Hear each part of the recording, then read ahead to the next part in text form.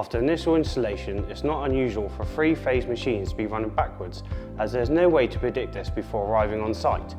This short video will show you how you can look to fix this.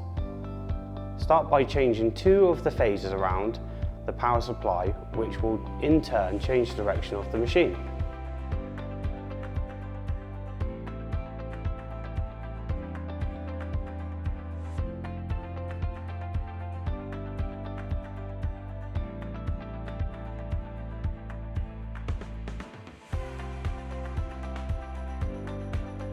This can be done at the plug or the isolator.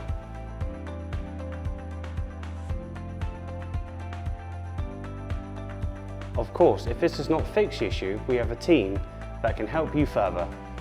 We are always happy to help.